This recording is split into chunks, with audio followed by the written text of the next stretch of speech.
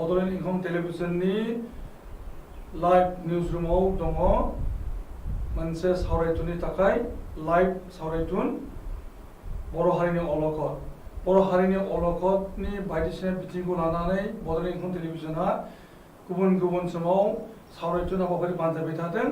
आरो दा समाव जोङो लाइव टेलिकास्ट हाबाफारि लादों आरो बे लाइव टेलिकास्ट हाबाफारियाव जों हांख्रायना लाबोदों बर' फरायसालिनि पानबारि गोजौ फरायसालिनि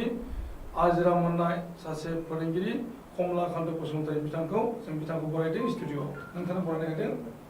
आरो स्टुडिअ' दङ बर'नि सासे जाफुंसार इउटिउबार प्रकाश नार्जारी नोंथांनोबो खुलुमनाय होदों सिबिनाय होदों आरो स्टुडिअ'आव गैया बिथांमोना अनलाइनजों लाइभ टेलिकास्टआव सावरायनायाव बाहागो लादों बर'नि आथिखालनि नायराव सासेल' एमपि राज्यो सभानि एमपि बिश्वजित दैमारी नोंथांनो जों बरायनाय होदों खुलुमबाय बेनि उनाव जोंजों दङ अनलाइनाव बर' थुनलाइ आफादनि आफादगिरि तरेन बर' नोंथाङा लाइनाव दं खुलुमबाय आच्छा आरो जोंजों लाइनाव दंबावो बर' सावथुन मुलुगनि सासे जाफुंसार प्रडिउसार डाइरेक्टर स्क्रिप्ट राइटार लोगोसेनो बिजाब लिरग्रा लिरगिरि आरो मेथाइ खनगिरि रजेन नार्जारी जों बयखौबो जोंनि सावरायथुनाव बरायदों आरो जों सावरायथुन फारसे सिगांलांनो नागिरदों बयबो मिथिगौ जे दा समाव बर' हारिनि अलखद बुंनांगोन मुलुगनाङैनो अलखद मोनसे थासारि जाफुदों बे जाहैबाय कर'ना भाइरासनि थाखाय गासै मुलुगाव लकडाउन बबेखानि गुबुन गुबुन हादरफोराव लकडाउना लासै लासै गेवनो लागै हमबाय भारतआवबो लकडाउना थांनाय 1 अक्ट'निफ्राय खुलिनो लागै हमदों नाथाय आसामाव बांसिनै कर'ना भाइरासनि जाहोना एरबाय थानाय जाहोनाव लकडाउनखौ होफिनदों गुवाहाटी नोगोरमायाव आरो मोनब्रैसो जिल्लायाव दा बे समाव जों नुनो मोनदों बर' हारिया बांसिनै अलखदाव गोग्लैदों दिनै बर' हारिनि अलखद होनना बुङोब्ला कर'ना भाइरासनि अनगायैबो राजनैतिक भाबै जोङो अलखदाव गोग्लैदों रांखान्थियारि भाबै अलखदाव गोग्लैदों सोलोंथाइनि फारसे अलखदाव गोग्लैदों लोगोसेनो दैबानानि अलखद बर'फोरा एबा बड'लेण्ड हालामनि बर'जों लोगोसे रायजो राजाफोरा गभर्नमेन्टनिफ्राय सुंथानायनि जेबो राहा मोननाय जाथ'वाखै नाथाय खैफोदा हले जाफुबाय थादों दा समाव दैबानाजों बाक्सानि खख्लाबारि आरो सालबारिनि फोनांजाब लामानि गेजेराव थानाय बरगाव बे बरगाव गामियाव थांनाय सानथाम आगोलाव जानाय दैबानाया न'खरनै न'खौ लांखारबाय फुरा लांदों आरो बे न'खरनैयाबो आइअआइनि सरकारनि न' मोनदोंमोन बिसिडिसिनि अननायाव बे न'खौ होदोंमोन नाथाय दैबानाया खुरखाना लानानै थाङो दा बिदि मोनसे हालाय हाफाय थासारि जादों जों बेखौ नुनो मोनदों बेनि अनगायैबो गोबांथार जायगायाव दिनै हा दै ओरै जानानै दङ ओंखाम मोनजायाखै दै मोनलोङाखै गभर्नमेन्टनि रेसन गैया जादों बिजनीनि अनगायैबो बड'लेण्डनि गोबां जायगायाव बे हाहाकार अबस्था जादों बिजनीनि सेरजों थांनाय 36 नं राजा लामा नेशनेल हाइवेआव दङ टलगेट बे टलगेटनि खोलानि गामि नदियापाड़ा गामि दलापाड़ा काजदहा आरो दाङाइगाव बे मोनब्रै गामिया आथिखालाव दैजों लोमसाव जानानै दङ बुरलुंबुथुरनि दैया दुनानै आइ नदीखौ दुख्रांहोदों आरो आइ नदीनि दैया बे गामि लोमसावहैनानै हाहाकार खालामनाय थासारि बेराफारसे बिजनी नोगोरनिफ्राय सोनाब फारसे थानाय दैमुगुरि गामि बै दैमुगुरि गामिया थांनाय बोसोरथामाव दैबानाजों माने जालाय जाखाय जाबाय थादों थांनाय बोसोरावबो हाहाकार जादोंमोन आरो देग्लायबो बे एखे थासारि जादों सुबाइझार ओनसोल हाहाकार जादों लोगोसेनो चिरां जिल्लानि साहा ओनसोलाव थानाय दाउस्रि रुनिखाता बे हालामा लोमसावदों गसाइगावनि गसाइगावआवबो दैबाना जादों मुथते बुंनो थाङोब्ला गासै बड'लेण्ड हालामा दैबानाजों दा हाहाकार जाफुनानै दङ बे बुब्लियावबो दा समाव बिटिसि सरकार गैया आरो बिटिसिआव बिसायख'थिनि दोहो माने असिला लानानै मडेल कड अफ कन्डाक्ट सोलिदों लोगोसेनो बिटिसिनि बिसायख'थिखौ थि समाव खुंनो हायैनि थाखाय बेनि खुंथाय बिबाना रायजोफोरनि आखायाव थांनानै दङ जाउनाव रायजोपाला सासे अफिसारखौ एडमिनिस्ट्रेटर फसंनाय जादों अब्लाबो नाथाय बे हालामनि सुंथानायनि राहाया गैया जादों दिनैनि समाव पलिटिकल पार्टिफोरा गावजों गाव राजखान्थिनि माने दावदालाव गोग्लैनानैहाय राजखान्थिनि बाग बिथोना जाफुदों दैबानानि जानाय जाखाजानाय हा जानाय मानसिफोरनो सहाय खालामनांगौनि बेलायाव जेबो रल प्ले खालामनो हानाय जायाखै जिहेतु मडेल कड अफ कन्डाक्ट दा बेफोरखौ लानानै रायजो राजानि गेजेराव गोबांथार दुखु सुखु माने सुखु गैजायै हालोद जादों बे बिथिङाव जोङो आरो मोनदांनो हादों जे नुनो मोनबाय थादों अजाय जोङो अखानायब्लानो मबाइलफोराव माने अन खालामबानो इउटिउबफ्राव माने गावजों गावनि गेजेराव मुं सारलायनाय गावजों गाव सोंखारलायनाय थासारि जों नुनो मोनदों इउटिउबफोराव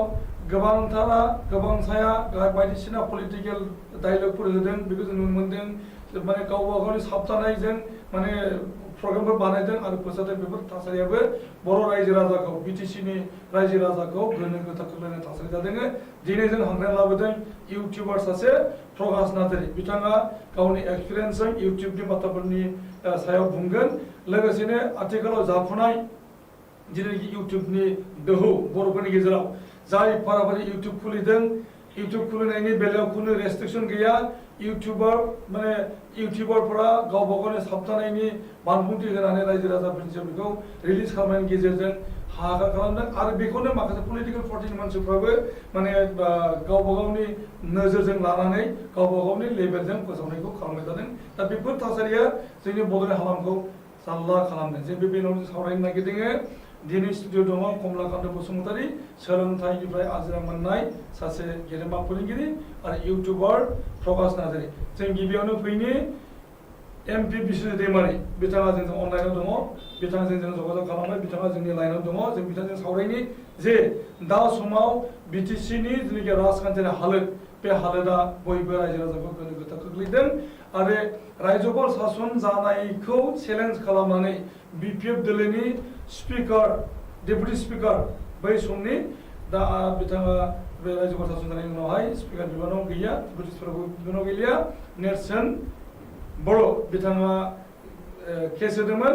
आरो सासे इयां जगदीश सरकार बिथांमोना माने पिआइएल केस होदोंमोन दा बे पिआइएल केसाव जेननाय जादों होननानै बुंनाय जादों जे गुवाहाटी हाइकर्टआ रायजोपाल सासनखौनो 6 दाननि थाखाय बाहाल लाखिनो थाखाय अर्डार होनाय जादों बबेखानि बेवहाय बुंनाय जादों जे फैगौ 1 दानसिमनि थाखाय आरो बे अर्डारनि सायाव हाइकर्टनि अर्डारनि सायाव माबाफोर बुंनांगौ दङब्ला बेखौ अजद दङब्ला बेखौ प्लेस खालामफिननो हागोन बुंनाय जादों दा बिश्वजित दैमारी जों बिथांजों सावरायनि बे बेलायावनो जे माने बड'लेण्डनि दानि थासारि बर' हारिनि अलखद आरो माने हाइकर्टआव बिपिएफनि उल्था माखा बिश्वजित दैमारी नोंथाङा खोनागासिनो दङ जोंनि सावरायनायनि बागै जे हाइकर्टआव दाख्लै बावैसो नोंथांमोनहा मोनसे भार्डिक्ट मोनबाय जे गभर्नर सासनानो फैगौ 6 दाननि थाखाय खुंथाय बिबानखौ लानाय जाथोंसै आरो दानसेनि गेजेराव बे अर्डारखौ बे भार्डिक्टखौ साबजानाय मोनाब्ला दानसेनि गेजेराव नोंथांमोना बिनि अल्टारनेटिभखौ लानांगौ बोरै बुंनाय जादों दा नोंथांनिफ्राय जोङो मिथिनो लुबैगोन जे नोंथांमोना मा प्रसेस खालामनाय जादों आरो दा समाव बे दैबानानि हालोदाव लोगोसेनो दानि बे थासारियाव रायजो राजाफोरनो नोंथाङा मा बुंनाय जायो बिश्वजित दैमारी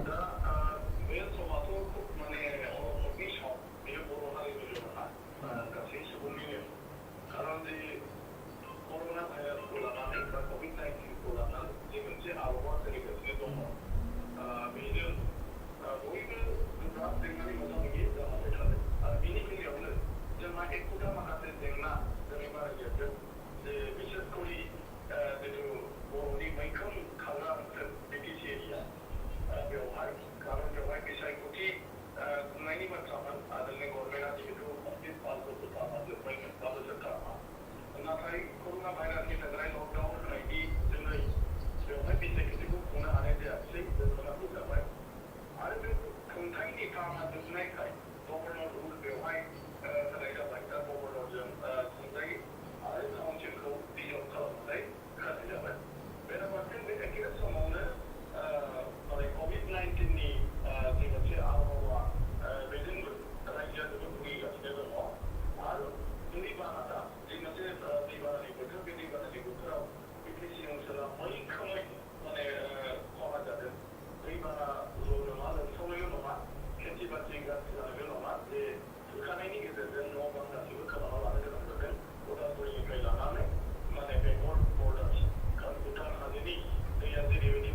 जों लुबैयो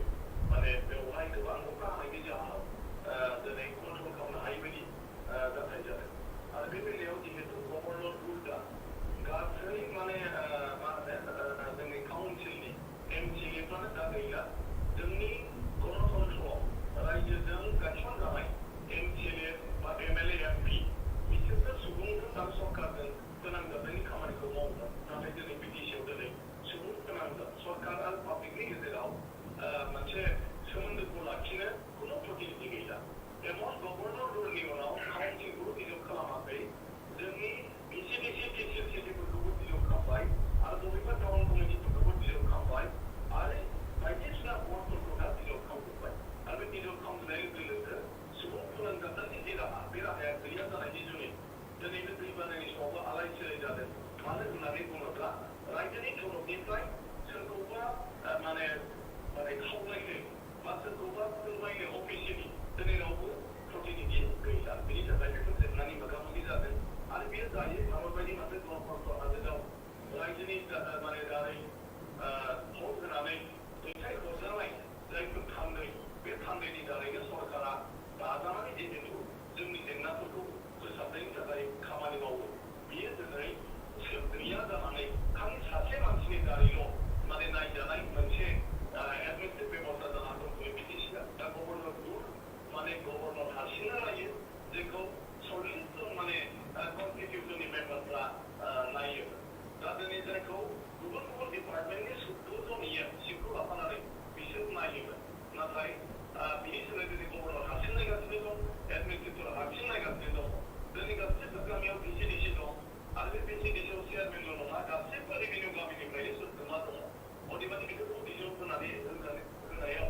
दिनैहाय सार्कोल अफिसार बा ब्लक डेभेलपमेन्ट अफिसजोंबो माने रावबो सम्पर्क लानो मानसि गैयै जादों बेराफारसे जोंनि भिसिडिसिआव गभर्नमेन्टनिफ्राय सेक्रेटारि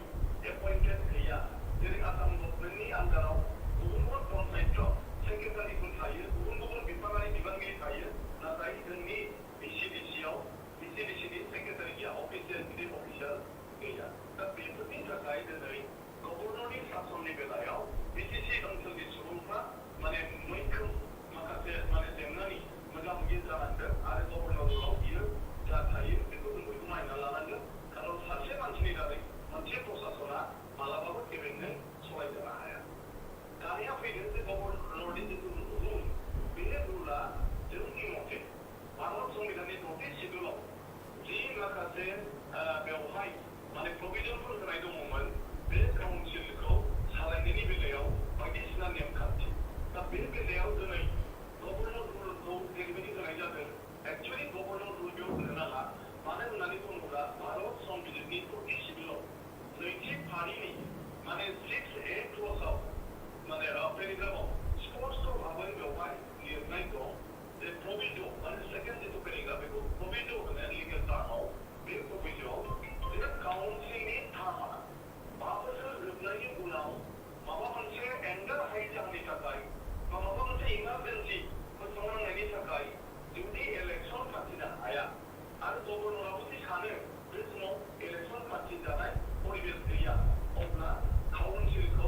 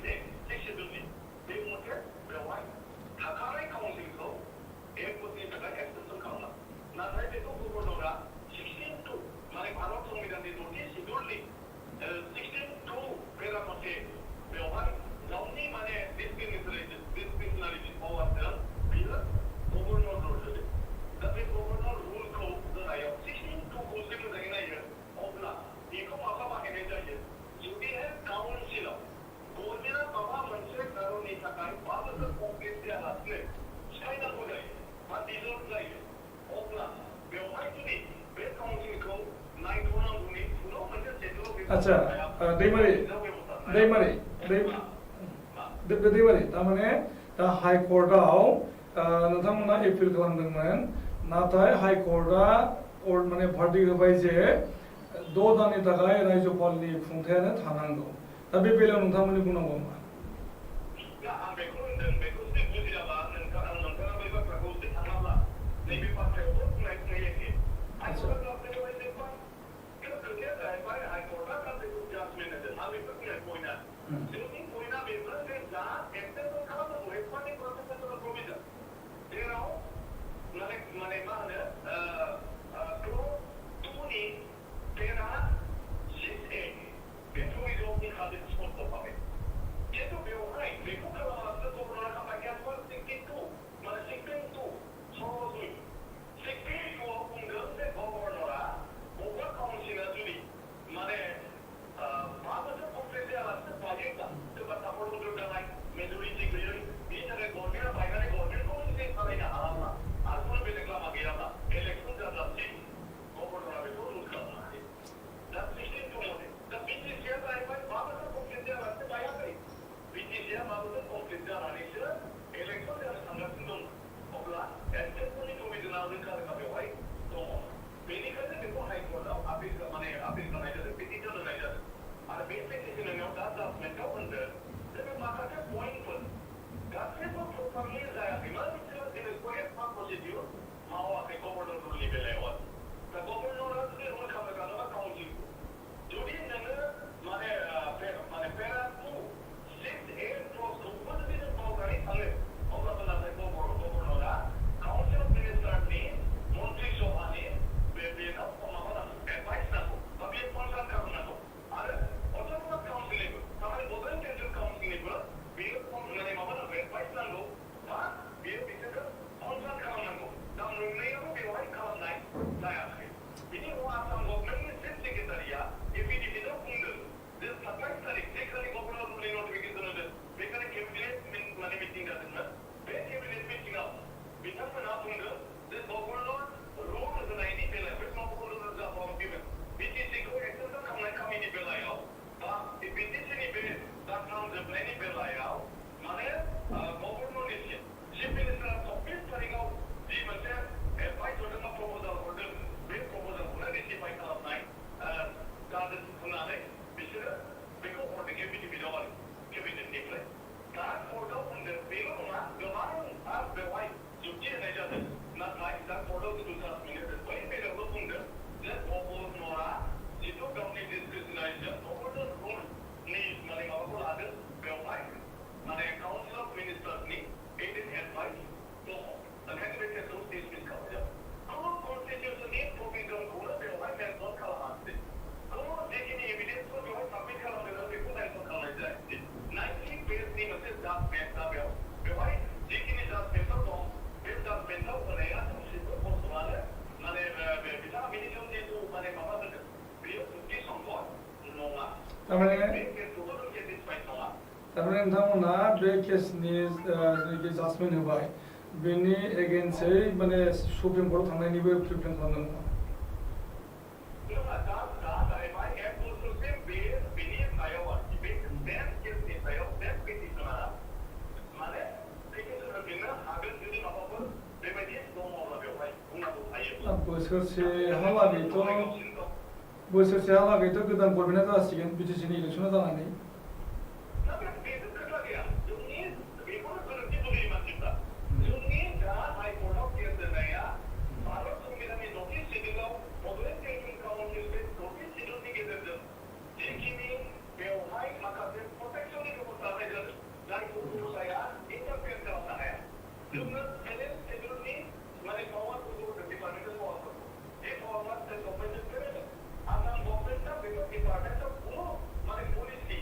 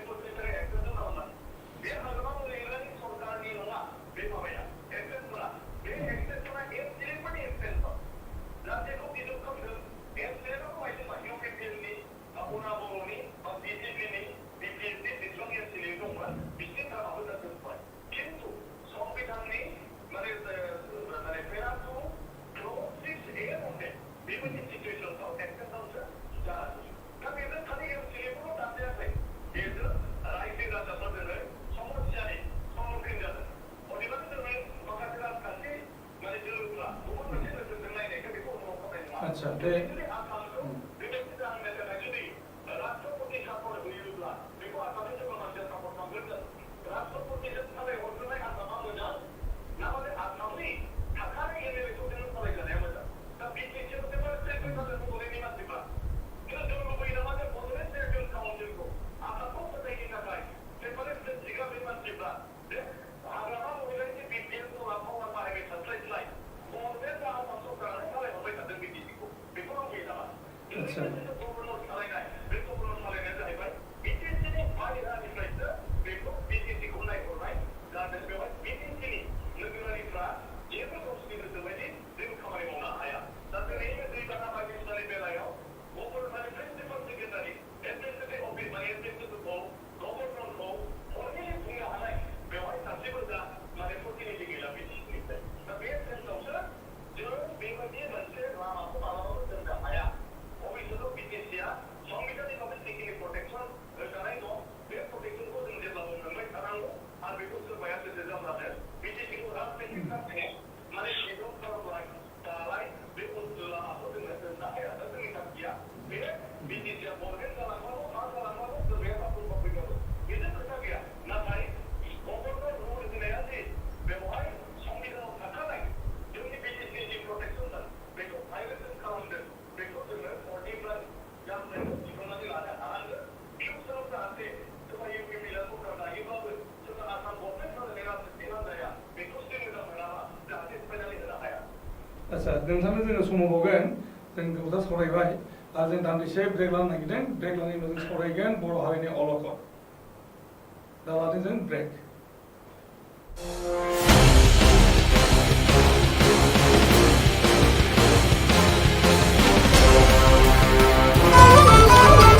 खुलुमबाय आं रिंकु मनि नार्जारि बड'लेण्ड इंखं टेलिभिजननि स्टुडिअनिफ्राय फोसावनो सिगांदों मोनसे गोजोनथाव खौरां बड'लेण्ड इंखं टेलिभिजनआ बानजायनो लादों अल इन्डिया लेभेलनि मोसानाय बादायलायनाय बड'लेण्ड डान्स मास्टार सिजन 1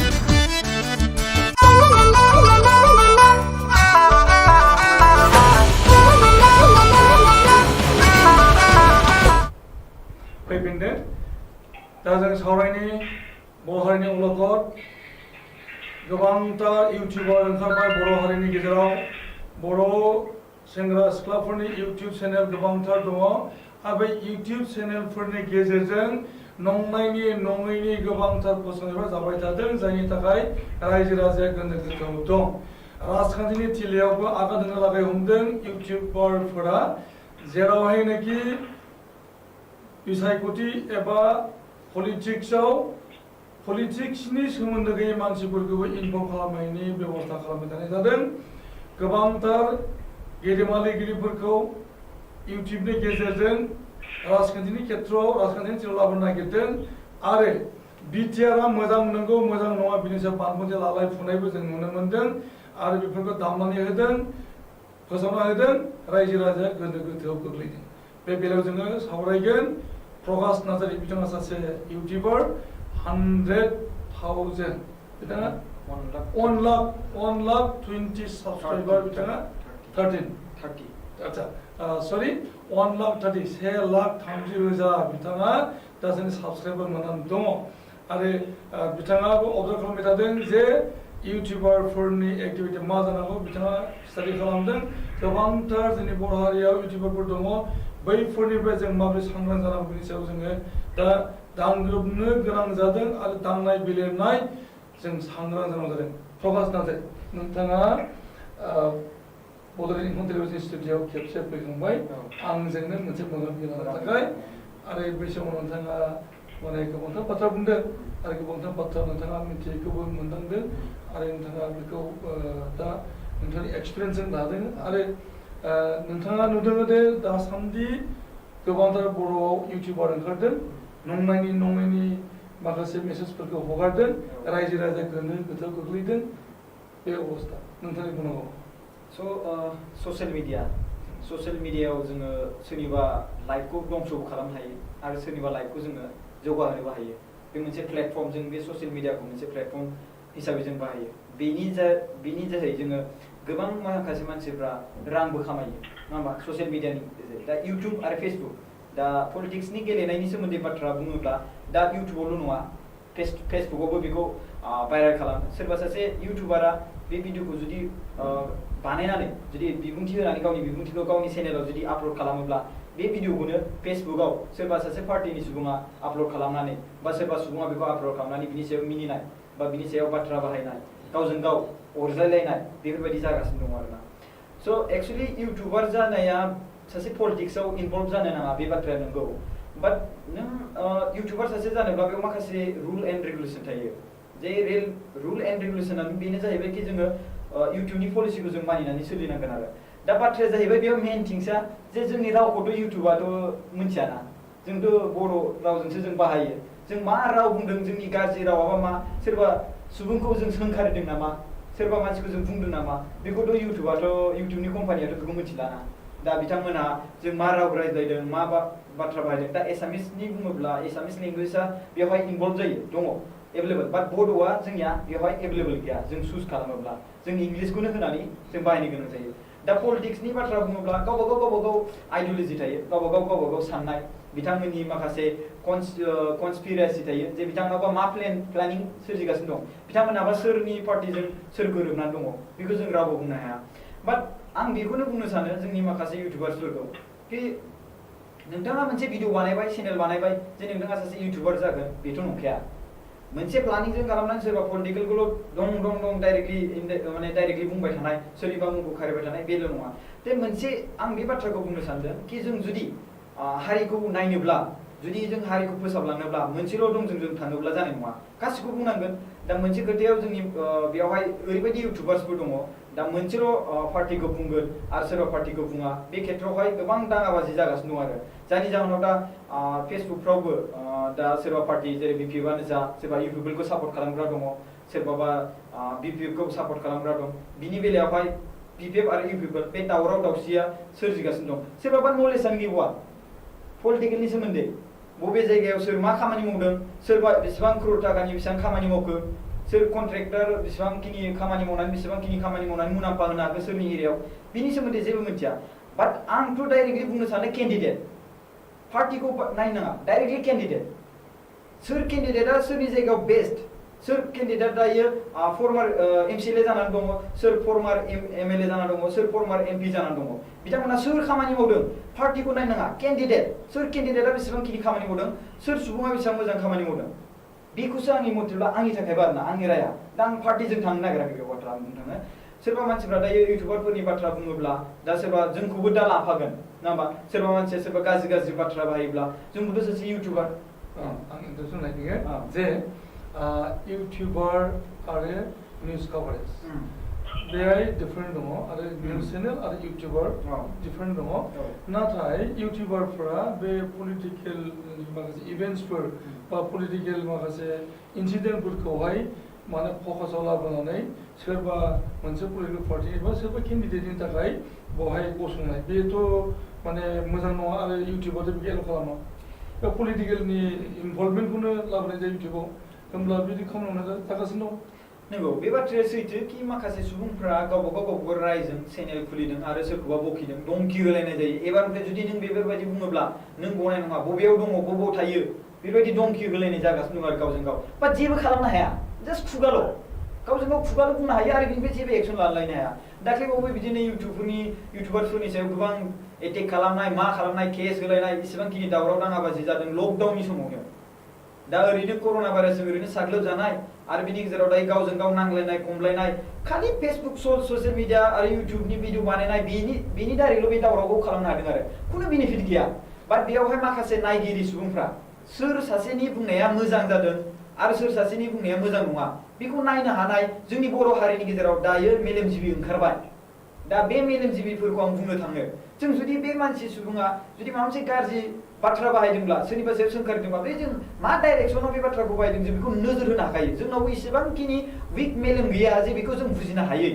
आरो जों जुदि बे एरियायाव सापस हमना आं बुंनो सानदों देबोरगाव जे जोंहा हाग्रामानि जायगानि एरिया आं बेखौनो हमना लाबाय सापस दा हाग्रामा सारनि एरियायाव जुदि हाग्रामा सारा बेसेबांखिनि डेभेलप खालामदों खालामाखै दा हाग्रामानि एरियानि माखासे मानसिफ्राथ' मिथिगौ ना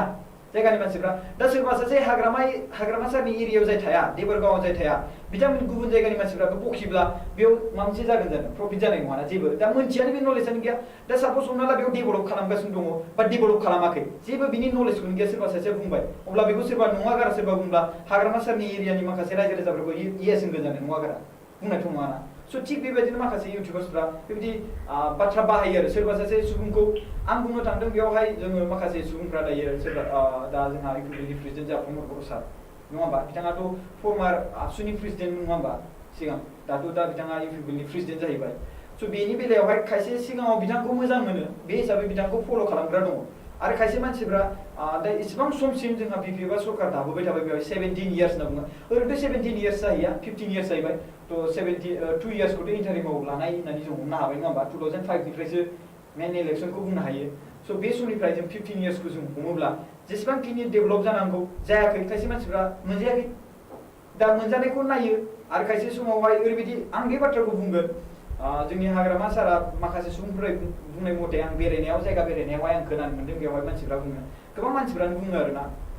गोजौआवहाय रांखौथ' माखासे डेभेलप खालामनायखौ हरो बाजेटखौ बाट गाहायाव जायो बेबायदि माखासे बाथ्रा बाहायो आरोना दा बेसेबां सैथो आंथ' बेखौ मिथिला आरोना आंनिफ्राय बेनो आरो आच्छा दा रायजोफ्रा एवार जानांगौ जे इउटिउबारफोरनि फुटेजफोरा नंगौ नङा नायनांगौ बेयावहाय मोनसे खोथा बे मानसिया सैथो बाथ्रा बुंदोंब्ला बै सैथो बुंनाय बाथ्रानि भिडिअखौसो शेयार खालामनांगौ बा नंखाय बाथ्रा बुंनायनि बा भिडिअखौ जुदि शेयार खालामनानै एन्टारटेनमेन्ट खालामहोयोब्ला ओरैनो खामाखा दावराव बारा जायो आरो जों दान्दिसे ब्रेक लानाय सिगां हरदों ब्रेक लानानै फैफिनगोन जोङो बर' हारिनि अलखौसो सावरायनाय खुलुमबाय आं रिंकु मनि नार्जारी बड'लेण्ड इंखं टेलिभिजननि स्टुडिअ'निफ्राय फोसावनो सिगांदों मोनसे गोजोनथाव खौरां बड'लेण्ड इंखं टेलिभिजनआ बानजायनो लादों अल इन्डिया लेभेलनि फैफिनदों सावरायबाय थादों बर' हारिनि अलखद दा समाव जों अनलाइनाव दोनदों बर' थुनलाइ आफादनि आफादगिरि बिथांनि मोनदांनायाव आथिखालनि थासारि जे बर' हारिनि थाखाय मोनसे गोसोम थासारि एबा गोसोम जोमै साग्लोबफैयो माब्ला जेब्लानाखि बिसायख'थिया फैयो गावजों गावनि गेजेराव नांलाय खमलाय एना एनि थासारि आरो बियो रायजो राजाखौ आख' फाख' खोख्लैयो न'निफ्राय ओंखारनो गिनाय थासारि लाबोयो बेनि सायाव बर' थुनलाइ आफादनि आफादगिरि धरेन बर' नोंथाङा आथिखालनि थासारि आरो बिटिसिनि बिसायख'थिनि दोहौखौ लानानै जिबायदि दा बर' हारिनि गेजेराव बा बर'फोरनि गेजेराव गावजों गाव मुं सुलायनाय गावजों गावनि गोसो सोंज्लायनाय जाफुदों बिनि सायाव बुंनांगौ नोंथांनि बांबुथि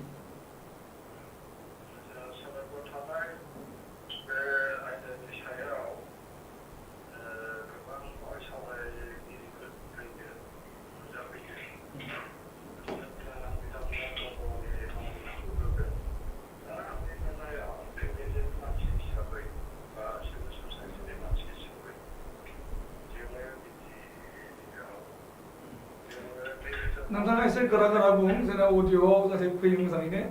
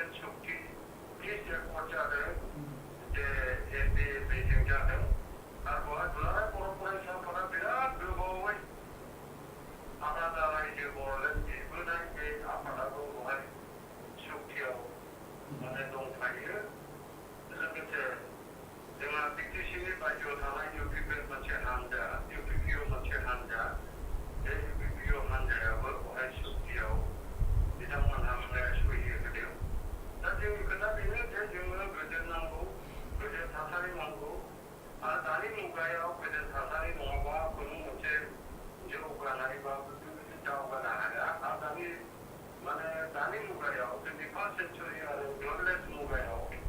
그때는 만에 스르드름 하리 잡에 상가 다른 사까지 왜 만에 상랑고 그분 하리 베디지 왜 상랑에 다른 사까지 왜 막한테 목탁질 안 하고 알아 등을 세는데 미팅하고 그 시간 필요 안 하고 다니 내 누가요? 또 한국 내외기 안 듣고 배제면데 내 의전 사사들이 가까이 아람서가 아삼서가 아래 만에 영님의 앞에 다니 들었더니 전체적으로 죽지 않았어요. 아프리카 숙지들이 비디오 숙지들이 있었죠.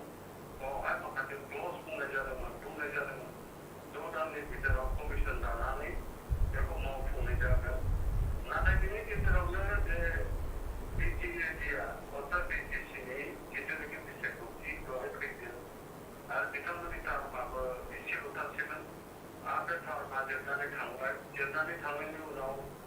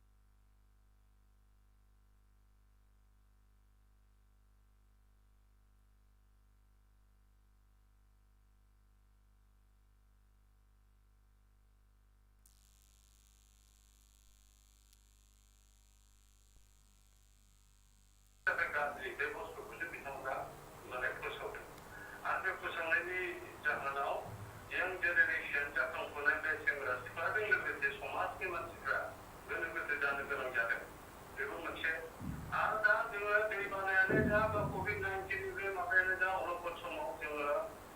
मा राहा लायोबा बोरै जों खारनो हागोन दा जोङो गभर्नर जानाय लोगो लोगो जोंहा जितु जोङो सिमां दङमोन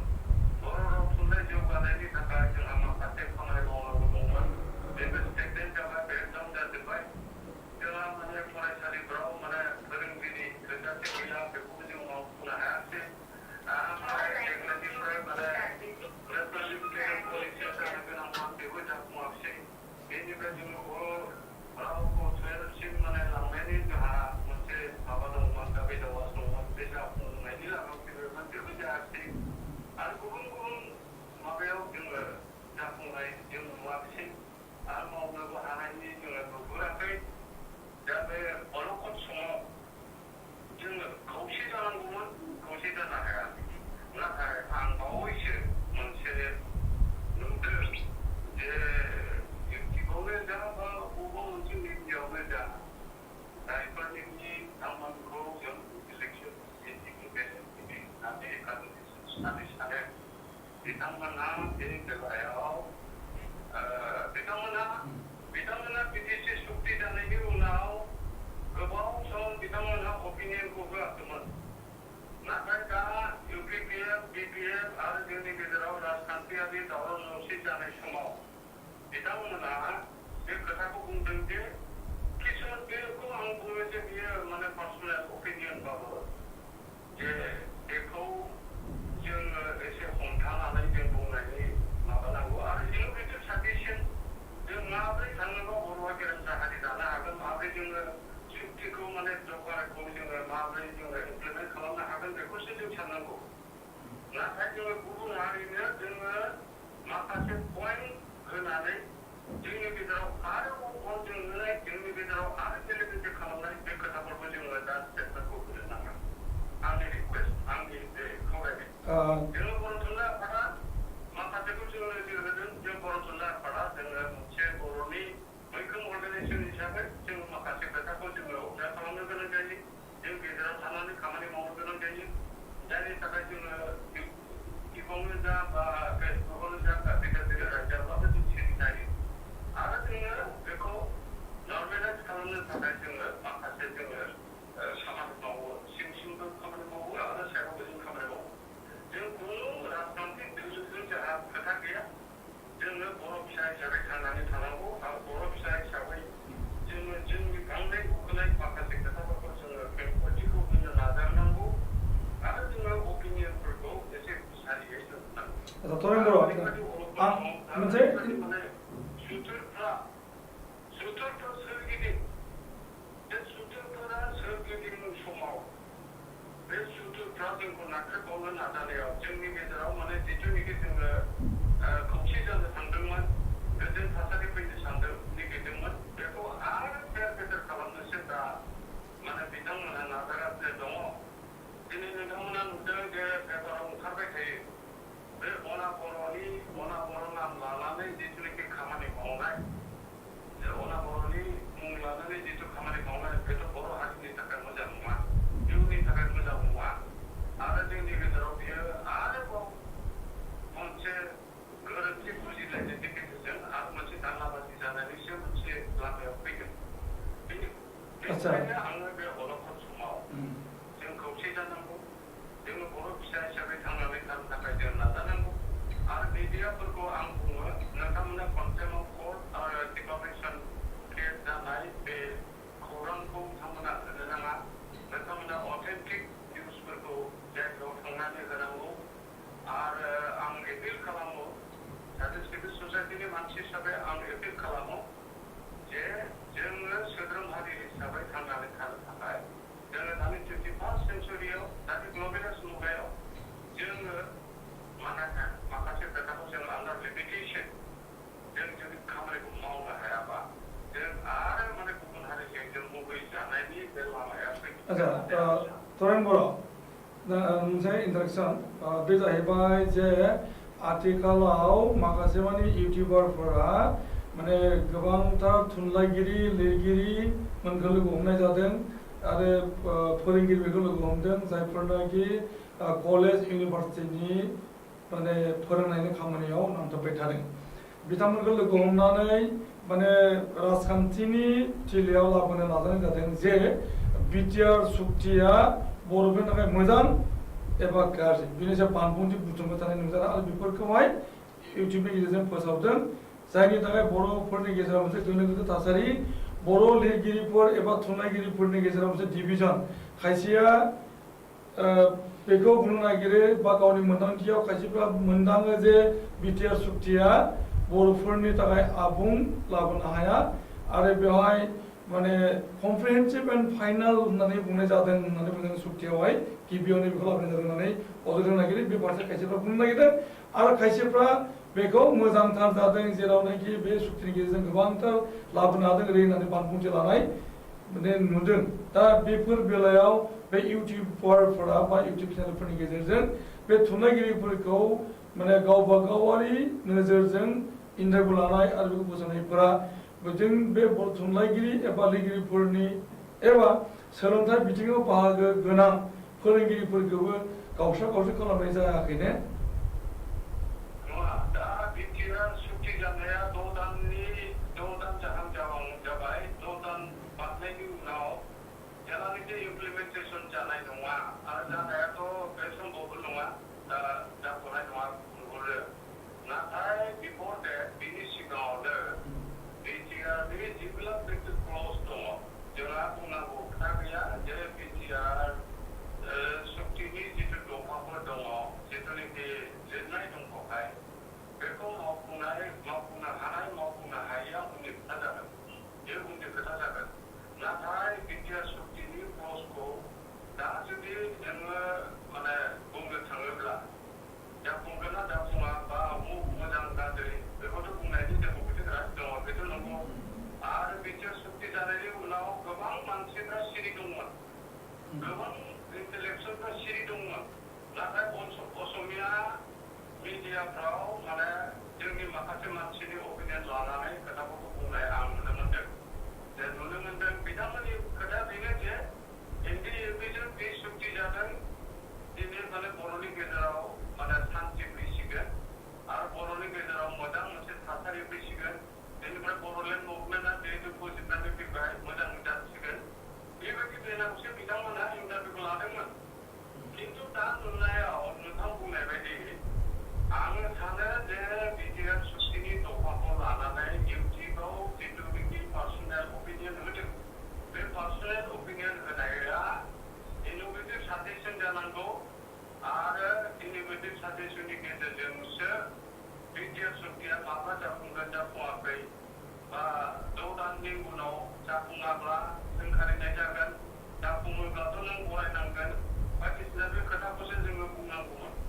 खिन्थु इउटिउबाव ओरैबायदि सेक्टरियेल लाबोनानै पार्सनेल भिउखौ लाबोनानै जोंनि रायजो राजानि गेजेराव बिराद माने गोनो गोथो सोमजिहोनाया नुगासिनो दङ आरो आङो इउटिउबार जेरै प्रकाश फंबाय दं आं बुङो नोंथांमोनहा इउटिउबाव जिथुनिखि फोसावो बावहाय गाज्रि माखासे बहाय माने फोसावनायनि सम नुयो जेरोखोम हिनजाव दोनखारलायनाय सोरनिबा हिनजावा सोरनिबा थांनाय ओरैबायदि खालामलायनाय बे इउटिउबाव बेखौ होनो नाङा आरो कमेडिब्लाबो बे बुस्थुआ कमेडिब्लाबो बेयो इनोभेटिभ साजेसन जानांगोन समाजनि मोजांनि थाखाय जानांगोन समाज संस्कारनि थाखाय जानांगोन जानला मोनला जुदि बेबायदि होयोबा जों मिडियानि जिथु धर्म जिथुनिखि फोसावनायनि जिथुनिखि धर्म बे थानाय नङा गतिके जोंखौ माने सोंखारिगोन गुबुन हारिया सोंखारिगोन नों बुंनाय बायदि प्रकाशआ बुंनाय बायदि जे बर' रावजों जोङो खालामनो मोनदों बर' रावजों जोङो बुंनो मोनदों ओरैबायदि जोङो जे एखेबारे जानला मानला खालामनांगौ बे खोथा नङा आंनि मथे इनोभेटिभ साजेसननि थाखाय बे दोलोआ बे खामानिखौ मावनांगौ जेरोखोम जोङो माखासे मिडिया नुदों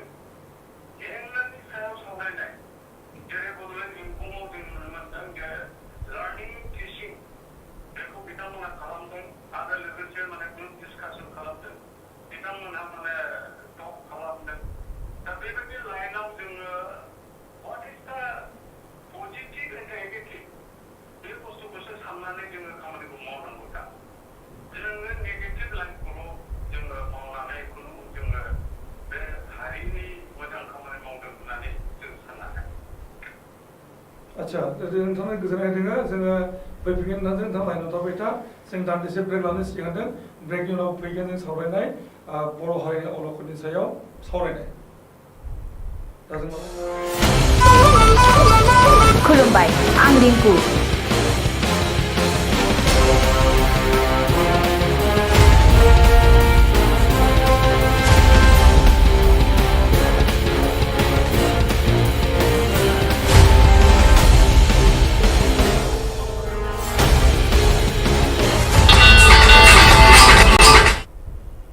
फैफिनदों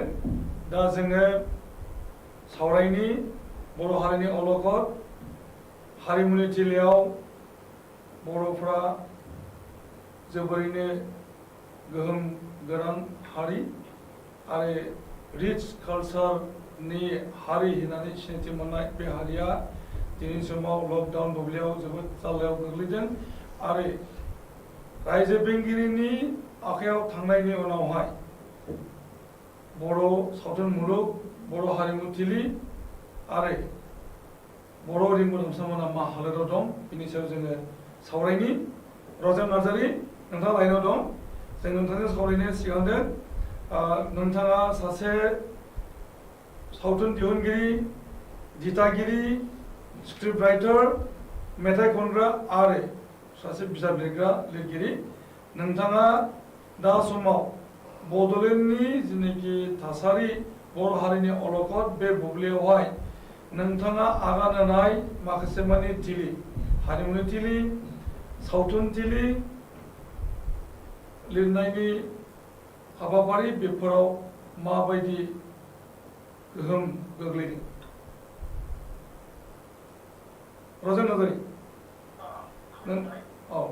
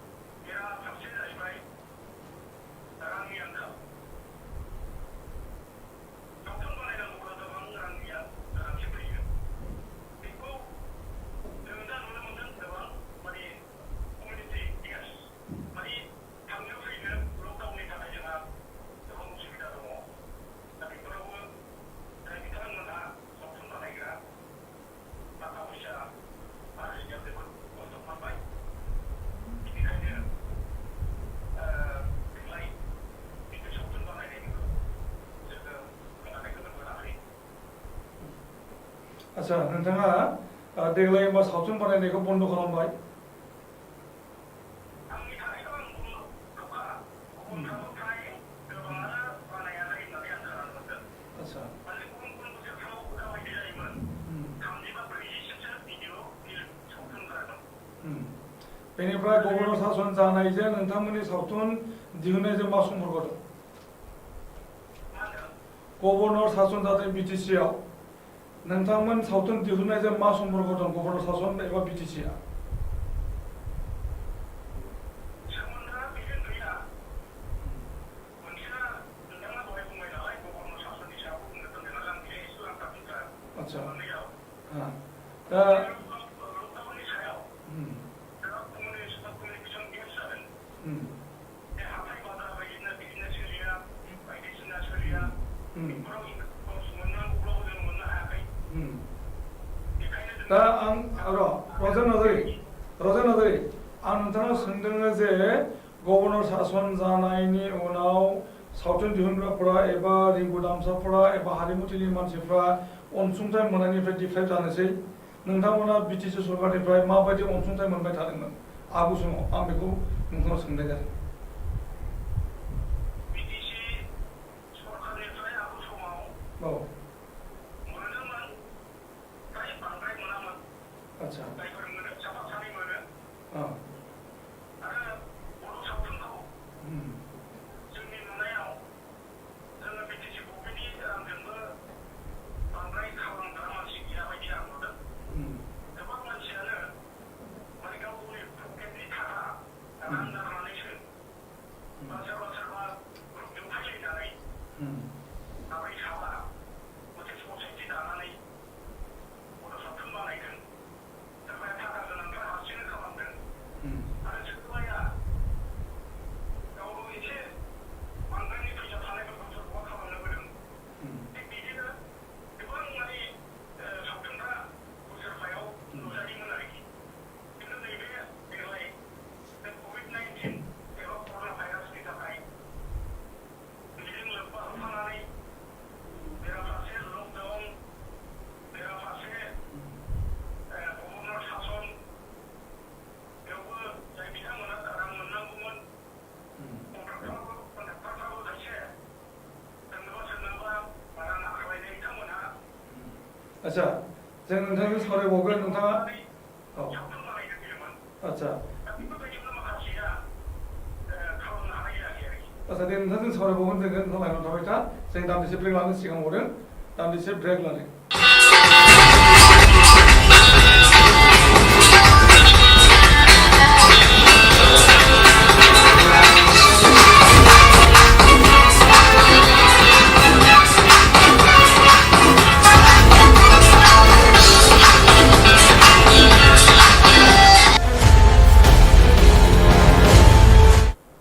फैफिनदों जों दा सावरायनि गावजों गावनि गेजेराव राजखान्थिनि थिलिनि बाथ्रा लानानै हाद्रि सारनानै बे थासारियाव जोंनि बर' समाजखौ माबायदि गुलाय गुजाय बिथिं फारसे लांनो नागिरदों बिनि सायाव सावरायगोन कमलाकान्त बसुमतारी बिथाङा बावैसो मोनसे गोजौ फरायसालिनिफ्राय आजिरा मोन्दों जों सावरायनि नोंथाङा सासे आइडियेल टिचार होननानै नोंथांनि हालामाव मोनथिजाबाय आरो नोंथाङा फोरोंगिरि बिबानाव गोबाव सम नांथाबना दङमोन नोंथाङा नुबाय थादों जे आथिखालनि बर'नि थासारि जे राजखान्थियारिनि बाथ्रा लानानै गावजों गावनि गेजेराव हाद्रि सारलायनाय बे जाबाय थादों आरो बे बेलायावनो गोबांसेया गोबां रोखोमै रल प्ले खालामदों नोंथांनि मोनदांथिया मा जों बबे दिशाजों थांनांगोन बर' हारिया एबा फरायसाफोरा गासै बुहुमाव जोङो जुदि नायनो थाङोब्ला आरो जारिमिनखौ बिजिरनो थाङोब्ला गोदोनि आरो आथिखालनि बाहाय जोङो बे राजखान्थियाव राजानि दिनाव राजानि सासनावबो बे एसे दंमोन नाथाय बे सुबुं दाराबा सुबुंखान्थियाव बे गावजों गाव हाब्रु सारलायनाय राजखान्थिखौ लानानै बियो दङ जेरावबो बहाबा खम बहाबा बारा दा जोंनि जि बिटिसि बा बिटिएडि बा बर'फोरनि गेजेराव नैबे आथिखालनिल' नङा आगोलनिफ्रायनो सोलिबोनाय जे राजखान्थिनि आबहावा बेखौ लानानै जोंनि गेजेराव एना एनि हाद्रि सारलायनाय हाब्रु सारलायनाय बेनिफ्राय बाराद्राय नांलाय खमलाय जालायनाय बुलाय सोलाय जायाखैबाबो नांलाय खमलाय जालायनाय गोसो गोरोबलायि बेफोरो खोब जाबोनो हमदों बियो जोंनि हारिखौ मोजां थिंजाय लांगोन बादि आं मोनाखै दा मोनसे खोथाया जाबाय मा आङो आथिखालनि बे मोनसे बाथ्राखौ आं ओरै बुंनो लुबैयो जे बिटिआर सुक्ति जाबाय बिटिआर सुक्तिखौ जायफोर सागोनगिरिया खालामदों सागान होनानै खालामदों दा बेवहाय एबसुनि प्रेसिडेन्ट बे समाव जे प्रमद बर' बिथाङा सागान होदों दा बिथाङा बे आफादनि आफादगिरि नंलिया दा इउपिपिएलनि प्रेसिडेन्टसै दा बिटिआर सुक्तिया मोजां जादों जायाखै आरो बेखौ इमप्लिमेन्ट खालामनो हागोन हाया बेफोर खोथाखौ लानानै जोङो माखासे मानसिफोरखौ एबसुखौ बारा रायनाय बादि मोनदों एबसुखौसो रायदों नाथाय आंनि बादिब्लाथ' दा एबसुखौ सोंखारिनांगौनि बाथ्रा गैया प्रमद बर'खौ सावरायजायो जुदि बिथाङा गोरोन्थि मावदोंब्ला माबा बिथांखौ सोंखारि जायो नाथाय एबसुखौ नाम दांखिनानै मुं सुनानै जे सोंखारिनायफोरा खोब मोजां नङा आङो बे बेलायावनो बुङो नंगौ एबसुआबो सोरबा सोरबा एबसुनिनो सोरबा दैदेनगिरिफोरा एसे बारा हयथ' राजखान्थियाव लोब्बा लादों नामा दा बिथांमोना नैबे खोथाखौसो नायनांगौ जे एबसुआ मोनसे माहारियारि आफाद बर' हारिनि बिराद बिख्लोनि माने गोरबोनि बे मोनसे आफाद बैनिबो गोरबोआव बे दङानो एबसु होननाया ABSU इंराजिनि जुदि जों बुंनो थाङोब्ला बे बैनिबो गोरबोआव दङ दा बे गोरबोआव थानाय बे एबसु आफादखौ मानसिनि साफ्रोमबो बर' फिसानि गोरबोआव गोथारै थाजानायखौ जोङो लुबैयो आरो बेखौ जुदि लुबैयोब्ला एबसुनि दैदेनगिरिफोरा एबसु आफादखौ सोरबा राजखान्थि हान्जानि थिलि खालामाबा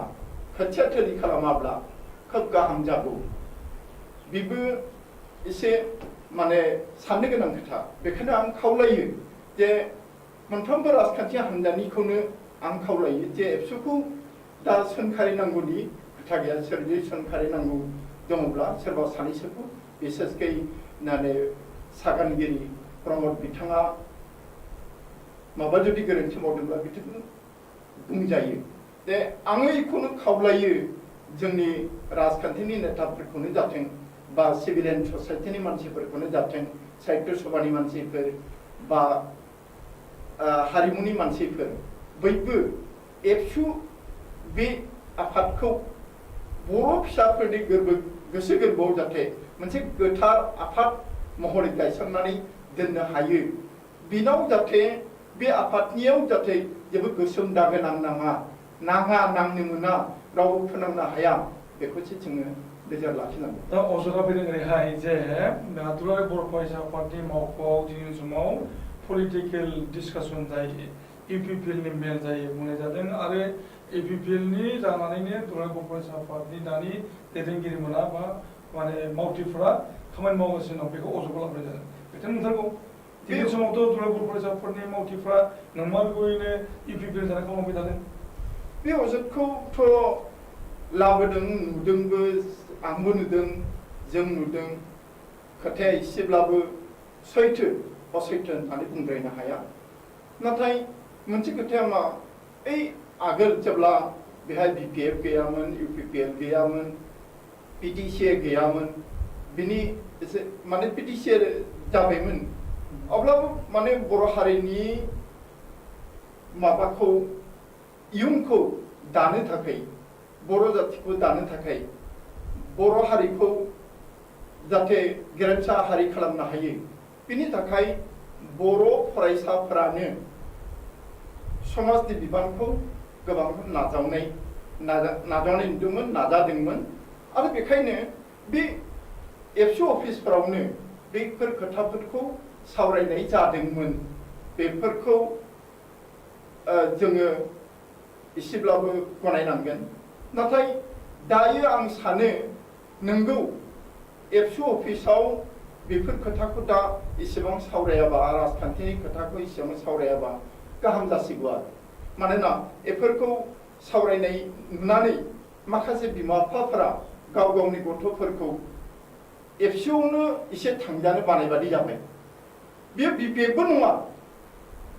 इउपिपिएलबो नङा पिटिसिबो नङा बा बिजेपिबो नङा नाथाय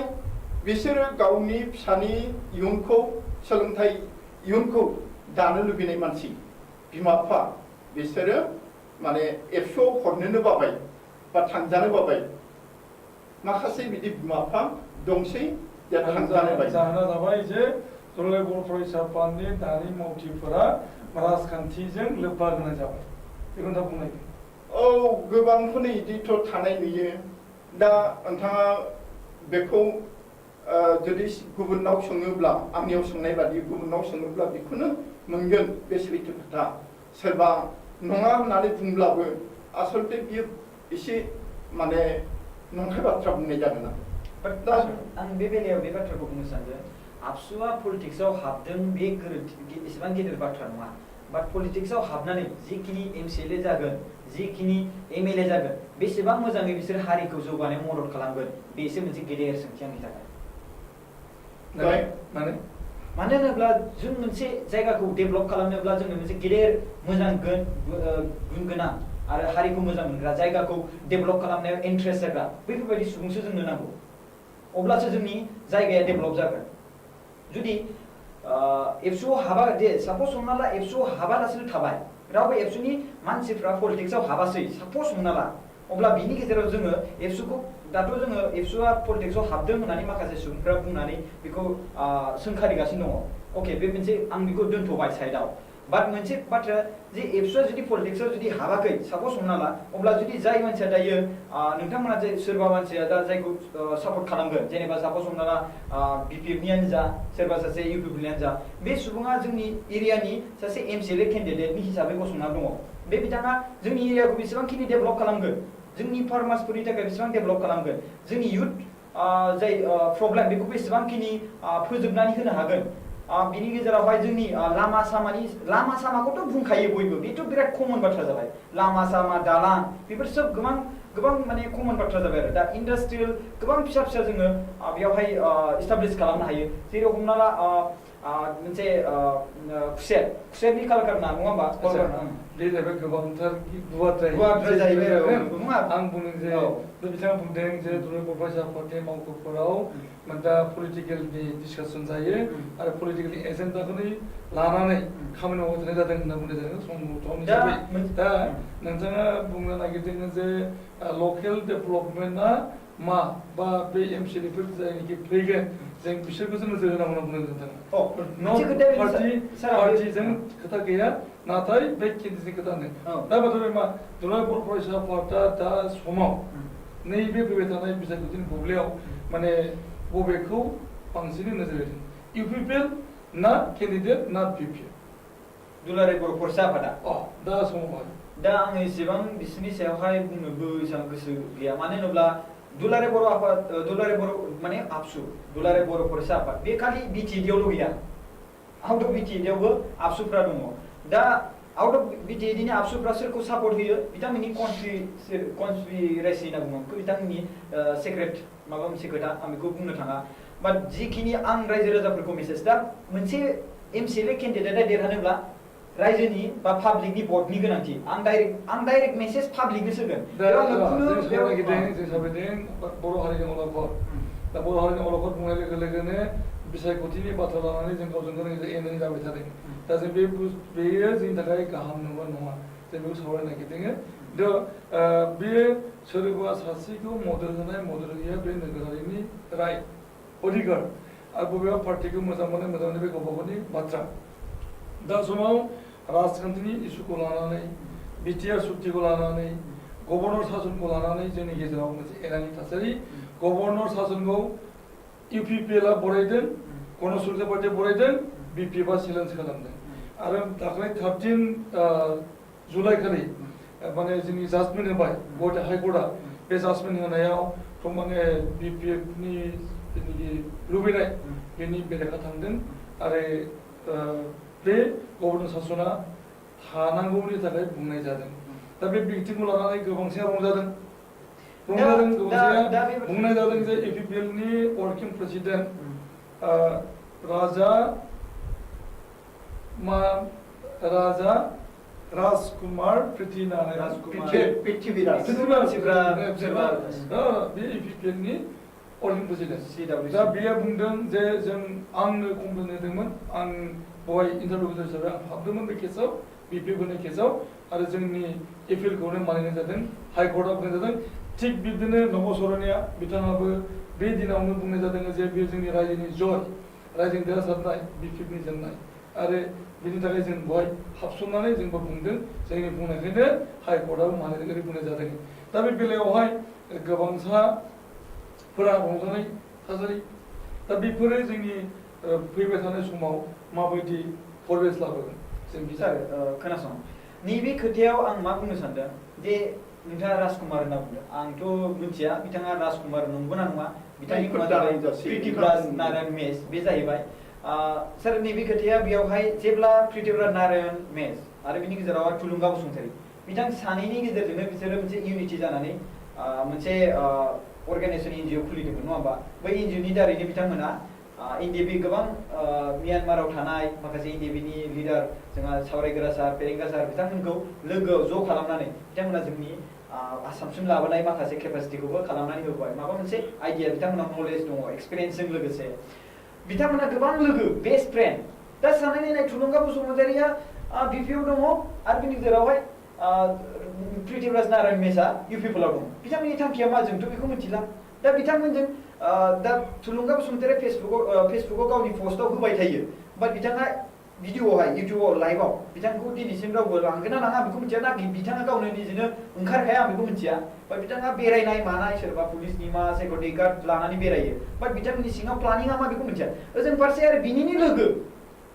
बिथांनि पार्टियाव जाय थुलुंगा बसुमतारीनि पार्टियाव थानाय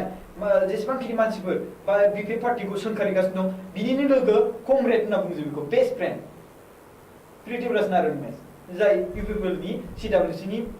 मेम्बार नङा होमबा स' बिथांमोननि सानैनि गेजेराव मा प्लानिं दं आं बेखौथ' मिथिला बाट आंनि मिनिङा बेखौसो थाङो कि जोंनि दा जेसेबांखिनि रायजो राजाफोरा जेसेबांखिनि दा 17 या 15 इयार्सनि गेजेरावहाय माने मोनसे माने मायाव माने खुंबोनायखौ मोनबोबाय बिनि गेजेराव सोरखौ बेसेबां मोजां मोनो बे बिथांमोननि सायाव दा पिसिडिआर मोनसे ओंखारदोंमोन 2015 नङा होमबा दाथ' बिसोरो बोसोरसे 5 बोसोरल'सो जादों ना मोनसे बिटिडिखौ खुंनोबा 5 इयार्स मोनो नामा औ 5 इयार्सनि गेजेराव खेबसे जेनबाय नङा होमबा स' बिनि गेजेराव दा खेबसे चान्स फैबावदों दा बे सेकेन्ड चान्स नङा होमबा सेकेन्ड चान्स बे बेवहाय जाय माने दैदेनगिरिफ्रा दा प्रमद बर' सारा बेवहाय देरहाथारनो लुबैनानै फैदों ना मादों आं बेखौ बुंनो थाङा बाट जोंनो थाखाय सासे गेदेर मोजां रोंगौथि गोनां लिडार नांगौ दा रोंगौथिनि गेजेराव दा प्रेसिडेन्ट हिसाबै बिपिएफनि जोंहा हाग्रामा महिलारि सार दङ इउपिपिएलनि हिसाबै जोंहा प्रेसिडेन्ट जोंहा प्रमद बर' सार दङ दा बिथांनि सानैनि गेजेराव सोर सासेया रोंगौथिया बांसिन बेखौ जों नायदो आरो बिनि गेजेराव बिथांमोननिफ्राय फैनाय जाय सेलेक्सन जानाय बेसेबांखिनि केन्डिडेट दं बिथांमोना बेसेबांखिनि रोंगौथि बेखौ नायदो आरो बेसेबांखिनि हारिजों खामानि मावनाय बेखौ नायदो दा जेसेबांखिनि गोदोनिफ्राय खामानि मावबोदों माखासे सुबुंफोर जोंना बिपिएफनि दा प्रेसिडेन्ट बिथां जोंहा हाग्रामा महिलारि साराबोथ' सिगाङाव हारिनि थाखायथ' खामानि मावदों हाथे दैदेनदों नङा होमबा दा बिथांमोना 6 पायार लानानैसो बिएलटि नङा होमबा बिथांमोना बिएलटिमोन दा बिथांमोना दा बे हिसाबै बिथांमोननो इन्टारिम लानानै 2 बोसोर गभर्नमेन्ट लाबाय नङा होमबा गावसोरनि दैदेनबाय सासन खालामबाय दा बेखौनो लानानै माखासे मानसिफ्रा सोंगासिनो दं कि दा आबसुआनो जा आरो एनडिएबिआनो जा बिथांमोना बेवहाय मोनसे पिस एकर्डनि साइन लाबाय एग्रिमेन्ट होबाय बिटिआर बेयाव इन्टारिम मोननो लाबाखै बे मोनसे कुइसन ओंखारो आरोना आंनि थाखायथ' एसेबां गिदिरनि बाथ्रा नङा दा जों सायख'नोथ' हायोना बुंनाय जादों माने प्रमद बर'आ बा इउपिपिएलआ सरकार जाब्लासो बिटिआर सुक्तिखौ मावफुंनाय जागोन आरो हाग्रामा महिलारिया माने चिफ जायोबा एबा बिपि सरकार दायोब्ला माने बे बिटिआर सुक्तियालायनो माने इमप्लिमेन्ट जानाय नङा बेखौथ' सार बेखौ बुंबाय थादों बेखौथ' ससियेल मिडियायाव जों नुनो मोननाय मथेथ' हाग्रामा सारा गावनो बुंनानै लादों बिटिआरआव मा दं होननानै बिटिआर एग्रिमेन्टआव मा दं होननानै बेखौथ' हाग्रामा सारा गावनो निजेनो बुंगासिनो दङ आरो बेखौ आं बुंनाय बाथ्रा नङा बेखौ आं बुङाखै जे बेयाव बिटिआर एग्रिमेन्टआव मा दं मा गैया आं बेखौ बुंनो थाङा बाट हाग्रामा सारा गावनो निजेनो बे बाथ्राखौ गोदोनिफ्राय बुंदों बड'लेण्डआ माब्लाबाबो जाया बे बाथ्रा हिसाबै रायजोफोरनि गोसोआव दङ बेल' नङा बिटिएडिनि सिङावल' थानाय रायजो राजाफोरनि गोसोआव नङा बा बिटिएडिनि बाहेरायाव थानाय रायजो राजाफोरनि गोसोआवबो बे बाथ्राया दङ बाट बिटिआरआव एग्रिमेन्ट जे सेन्ट्रेल इउनिभार्सिटि मोनबोदों जोङो एनआइटि मोनबोदों जोङो माखासे स्मल स्केल इन्डास्ट्रिनि थाखाय माखासे गायसनगोरनाय माखासे प्लानिं होदों बिजिडिसि मोनफ्रोमावबो ट्रेक्टर मोननै मोनथाम गाहाम होनो नाजागासिनो दङ बाथ्रा बुंदों निउसफ्राव होदों जोंनि बिएम सोदोब चेनेलाव माखासे एमसिएलए केन्डिडेटफ्रा होनदों बेफोरथ' नंखाय जानो हानाय नङाना मोनसे बाथ्रा आं बुङो दा आङो बेखौ बे बुंनाय लोगो लोगोनो दा सोरबा सानलायगोन कि आं बिपिएफजों सापर्ट होदों दा सानलायगोन सोरबा दा बेनि थाखायनो जों डाइरेक्टथिं थाङा जों टाइमा गोबां गैया जों गुसुं जोंनि गेजेराव दा पलिटिकेल जोंनि दाङाबाजि बेयो जोंनि रायजो राजाखौ माबायदि थासारियाव लांनो हागौ बेखौ जोङो आरो बुंनाय जादों जे नोंथाङा बुजिनो नागिरदों नामा जे दुलाराय बर' फरायसा आफादखौ जे राजखान्थिनि बेलायाव माने आगान होनाय बिथिङाव मा बुंनो नागिरदों आरो नोंथाङा दाबावैसो बुंदों जे माने पार्टी बेस लायालासिनो केन्डिडेट बेस खालामनायनि गेजेरजों जोङो दैखांहरनांगौ दुलाराय बर' फरायसा आफादा दा समाव इउपिपिएलखौ सापर्ट खालामदों बेखौ बयबो मानिदों बयबो नुदों नोंथाङाबो नुदों आरो दा नोंथाङा एबसुखौ मा बुंनो नागिरदोंमोन नामा जे नोंथांमोना इउपिपिएलखौ एबा पिपिएलखौ सापर्टनि बाथ्रा गैया जायनाखि केन्डिडेटआ मोजां बेखौ दैखांहरनो नोंथाङा बुंनो बेखौनो आं दा बुंगासिनो दं दुलाराय बर' फरायसा आफादखौल' नङा आं बेयाव गासैखौबो बुंदों आं रायजोखौसो बुंदों दायो दा रायजोआवनोथ' दुलाराय बर' फरायसा आफाद दङ दुलाराय बर' फरायसा आफाद होननाया जाहैबाय मोनसे हारिनि अर्गानाइजेसन आफाद बै हिसाबैहाय बेवहाय गोबांथार पलिटिकेल पार्टिनि फिसा फिसौफ्रानो माने पार्टिनि दैदेनगिरिफोरनि फिसा फिसौफ्रानो मेम्बार जानायनि अधिकार दं दा होनब्ला दुलाराय बर' फरायसा आफादा मोनसे पलिटिकेल पार्टिजों लोब्बा लायोबा बे जोंनि गेजेराव थानाय जेनाखि इउनिफिकेसन एबा इउनिटि एबा गावजों गावनि गेजेराव अनलायनांगौनि थासारि बे बोरै फैगोन बे बाथ्राखौ बुंनो नागिरदों बिथाङा दा बे बेलायावहाय नोंथाङा मा बोसोन होनाय अके थ' बेनि बेलायाव जेरै हमना ला बिटिएडि एरियायाव बिएसइउ दङ बड'लेण्ड स्टुडेन्ट इउनियन दा बिथांमोनखौ बिपिएफनिफ्राय सापर्ट मोनो थिग बेबायदिनो हमना ला बिपिएफनि विंस साप'ज हमना ला आं बेखौ नंखागौखा आरो जानांगौ दा थिग बेबायदिनो इउपिएफनि थाखाय मोनसे विंस नांगौ बेखौ आं बुंनो थाङो दा बिनि गेजेराव आबसुआ जानो हागौ बा जानो हाया दा सापर्ट होदोंब्ला हिसाबै बिथांमोना विंस जानोबो हागौदां इउपिएफनि दा बेखौ आं कनफार्म बाथ्रा बुंनो थाङा बाट बे बाथ्राखौ लानानै जोंनि सेन्ट्रेल लेभेलसिम थांनो नाङा बे बाथ्राखौ लानानै सेन्ट्रेल लेभेलसिम थांनो नाङा जे गावबागाव एरियायाव मोनसे इउनिट होदों आनसलिक एबसु मोनसे दानानै होदों बा डिस्ट्रिक्ट मोनसे आबसुनि मोनसे डिस्ट्रिक्ट मोनसे अफिस मोनसे खुलिनानै होदों बिनि गेजेराव मोनफ्रोमबो एरियायाव फरायसाफोर दङ बिनि गेजेराव बिबान लानाय सुबुंफ्रा दलद थाबानो जाबाय दा बिबान लायै रल प्ले खालामनाङा दा बिबाना गैयैफ्राथ' बेयाव खामानिखौथ' मावनो हायोना बे बाथ्राखौ नोंथाङा बुंनो नागिरबाय जे दुलाराय बर' फरायसा आफादा पलिटिक्सआव रल प्ले खालामनाङा आं बेखौबो बुंनो थाङो आरो बाथ्रा रायजो राजाफ्रा मा बुजियो नोंथां आं डाइरेक्ट बुंनानै होबाय जोङो दानैसो ब्रेक लाबोदों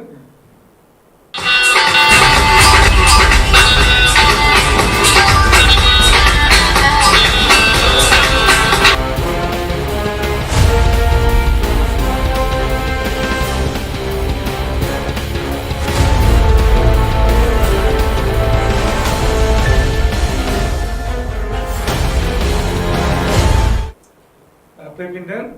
जों दा सावरायबाय थादों माने बर' हारिनि अलखद आरो दहमै सावरायफुदोंमोन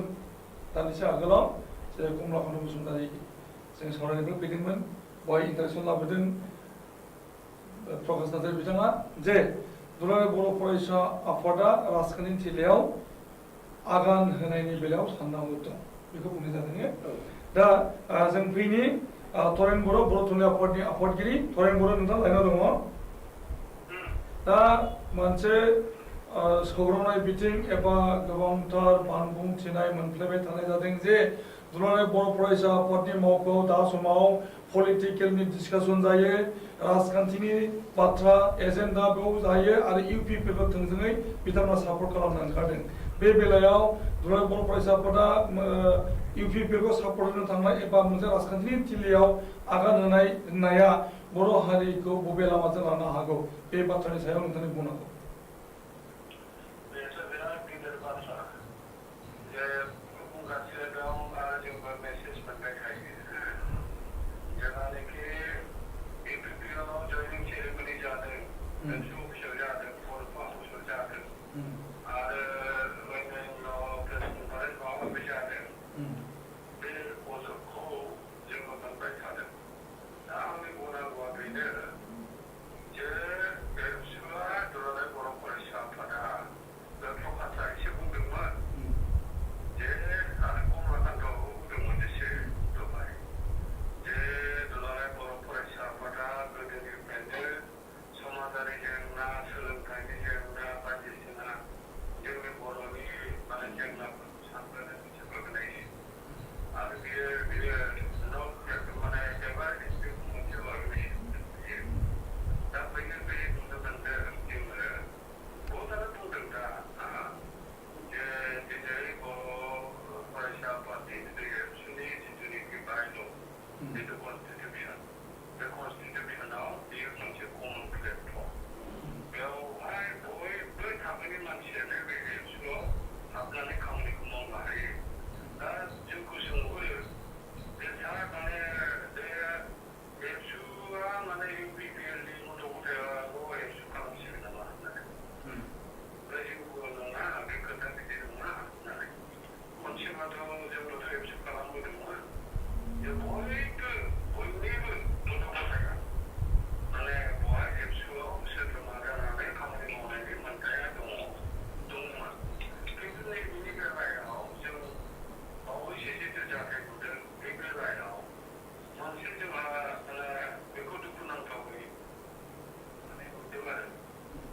बेबायदि जानो दा बे खोथा बेनिफ्राय आं बुंदों जे दासिमबो दुलाराय बर' फरायसा आफादनि गाहाय नेहाथारि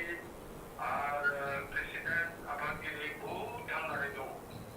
एबसुनि मडालिटि एबसुनि जिथुनिखि क्रेडिट बा एबसुनि जिथुनिखि इउनिटि बेखौ रैखा खालामनांगौ बहुतानो बुंदों दा बे आरो मोनसे खोथा बुंदों मा बेथ' जों मा बुंदों जे दुलाराय बर' फरायसा आफादा बर'नि थाखाय मुभमेन्ट खालामबोनाय मोनसे बिराद रिगुलार मुभमेन्ट खालामबोनाय बे अर्गानाइजेसना माब्रैहाय बर'लेण्ड मुभमेन्टखौ सेट खालामबोनानै माबोरै सहि खालामखो बे बिसयखौ बेबोथ' मोनसे प्रश्न जागासिनो दं बेनिफ्राय जों बुंदों नङा टु शान्ति भाइस माने जोंनि गेजेराव जिथुनिखि उग्रबादि कार्यकलाप बेखौ माने फोजोबस्रांनो थाखायसो दुलाराय बर' फरायसाफोरा बे बिएफआव सहि होदों बेखौथ' जों मिथिबाय खिन्थु हारसा इन्टेलेक्सुयेलफ्रा हारसा साংবাদিকরা ओरैबायदि बुंदों जे एबसुनि आगोलनि आफादगिरिया आनडिउ एडभान्टेज लानो थाखाय बे एनडिएफबिनि हाथियारधारिफोरनि बे एयारपर्टआव सहि होदों होनना बुंदों खिन्थु आं बुंदोंना आइ हेभ नो कमेन्ट बेनि सायाव आं कमेन्ट होआ आंबो बे अर्गानाइजेसननि जिहेतु आं आफादगिरि आं कमेन्ट होआ बिथांमोना माबा मोनसे मोजां नुबोनानै बेखौ खालामदों बे बन्द' खोथा खिन्थु जि जाबाय जाबाय जोङो दा दाख्लै बावैसो रिहेबिलिटेसननि खोथा फैदों एनडिएफबिनि बेनिफ्राय बिथांमोननि पेकेजनि खोथा फैदों बे पेकेजनि खोथा बा रिहेबिलिटेसननि खोथायाव विदिन 6 मान्थस बिथांमोननि बे खामानिखौ मावफुंनो गोनांमोन नाथाय बे COVID-19नि थाखाय बेखौ मावफुंनो हाथ'नाय जायाखै खिन्थु आसाम गभर्नमेन्टआथ' बेखौ बा सेन्ट्रेल गभर्नमेन्ट मिनिस्ट्रि अफ हम एफेयार्सआथ' इनिसिएटिभखौ लानांगौमोन इमिडियेट बे लानांगौमोन बिथांमोना दाख्लै सावरायबाय डब्लिउबिपि मिनिस्टारनि थ्रुयै माने बिथांमोना डिसखौनो सावरायदों आरो आसाम गभर्नमेन्टआ जिथु क्ल'जआव होदों बे हिसाबैनो बिथांमोननि पेकेजखौ होनांगौ बिथांमोना क'र्डिनेसन कमिटिबो दाबाय वेलफेयार कमिटि दाबाय बिथांमोना दा बे बेलायाव आङो दुलाराय बर' फरायसा आफादखौ मोनसेल' खावलायनो लुबैयो जे बे बेलायाव बिथांमोना निउट्रेल भूमिका लानानै खामानि मावनायनि मोनसे बिराद माने माबा दङ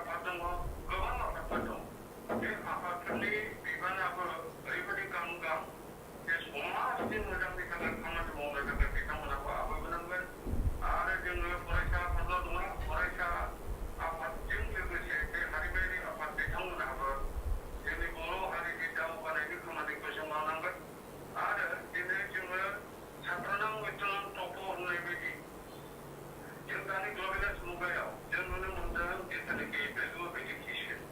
जिहेतु गुणगत शिक्षा होननानै बुङो बे गुणगत शिक्षा बे मोननायाव आं सानो बिराद उन जानानै दङ बर'आ उन जानानै दङ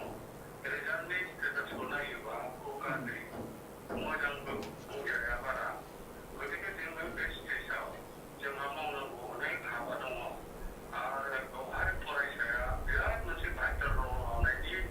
मोनसे थारमाने नोंथाङा बुंनो नागिरदों तरेन बर' नोंथाङा बुंनो नागिरदों जे माने दुलाराय बर' फरायसा आफादा दा समाव राजखान्थिनि थिलिनिफ्राय ओंखारबोनानै फरायनाय सोलोंथाइ आरो समाजनि गिलिर बिबान रुजुनांगौ आंथ' बेखौ सानो आंनि गोसोनिफ्राय आं बेखौ सानो जे आगोलाव जेरोखोम माने दुलाराय बर' फरायसा आफादा खामानि मावबोदोंमोन जे जोङो माने जोंहा अनेक जोङो मावनांगौ खामानि दङमोन बेखौ मावनांगौ आरो राजखान्थि खालामग्राफ्रा राजखान्थि खालामथोंसै बेनिफ्राय दुलाराय बर' फरायसाफोरा निउट्रेल मोनसे अर्गानाइजेसन हिसाबै बेनिफ्राय साजेसननि गेजेरजों बिथांमोना खामानि मावनाया मोजां होननानै आं सानो अब्लासो जोङो बर' young generation-नि लांनाय उखैनाय बायदिसिना बे माबाखौ जों साननो हागोन होननानै आं सानो आच्छा जोङो दान्दिसे ब्रेक लाबोदों दान्दिसे ब्रेक लानायनि उनाव फैनि जोबथारनाय फारसे दा जों दान्दिसे ब्रेक लादों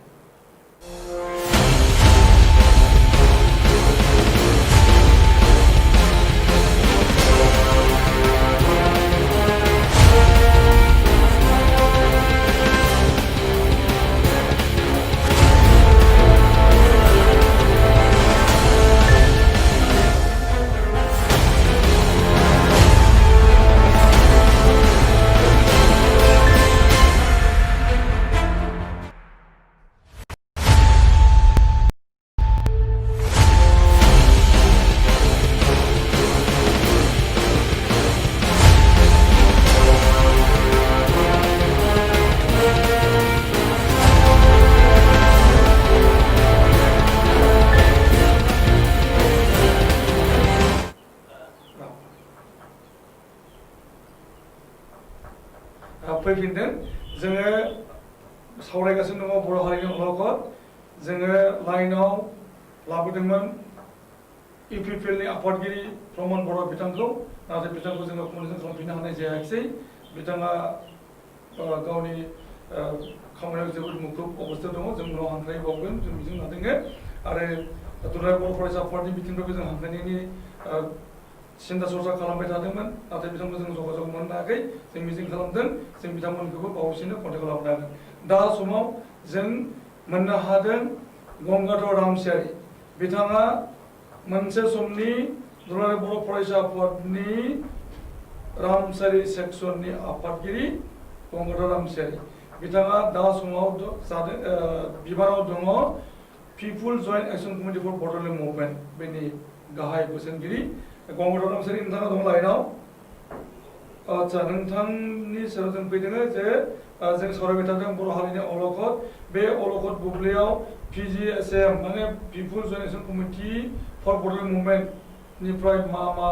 बानजायबाय लादों आरो मा सान्थौ लादों बे समाव राजखान्थिनि बाथ्रा लानानै बर' हारिया जोबोद गोनो गोथो दं नोंथाङा नोंथांनि गौथुमनि आरो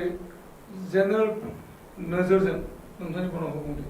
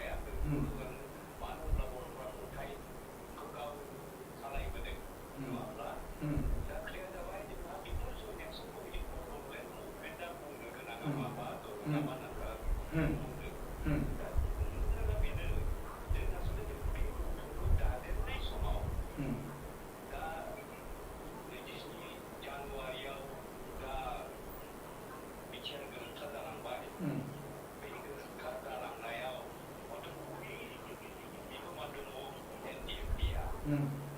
मोनसे समनिफ्राय जों खावलायबोदोंमोन NDFनि मावथि हान्जा बिथांमोनखौ बिथांमोना 34 बोसोर दिनै समाव सारबोदों दंगलाव दंमोन हाथियार लानानै जों सिभिल ससाइटिनि लिडार महरै जोङो खावलायदोंमोन बिथांमोना आवगायबोनानै भारत हादरनि सरकारजों भारतजों सावरायनायनि गेजेरजों माबा मोनसे गथ'नि थाखाय मोजां एरेन्जमेन्ट खालामना होनो हागोन नामा बे खोथाखौ जोङो बिथा जोङो खावलायबाय थादोंमोन जोबनायाव थाङै मोनसे समाव 2005 मायथाइयाव NDFनि मोनसे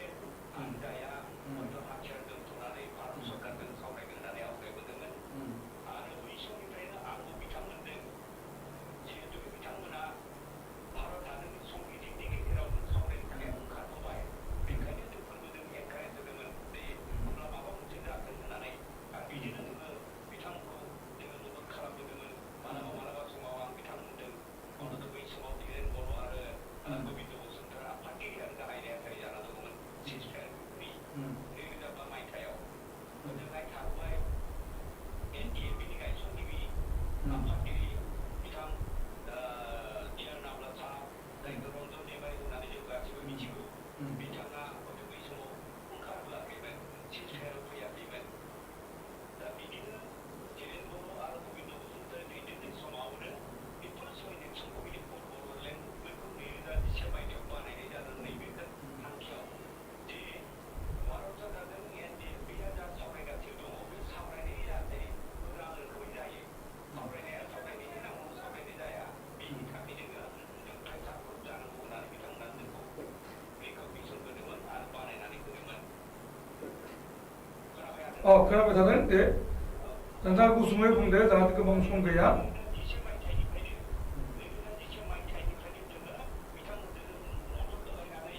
सरकारखौ प्रेसार होदोंमोन जोङो राजा लामा होथेदोंमोन रेलगारि बन्द खालामदोंमोन गोबां समाव जोङो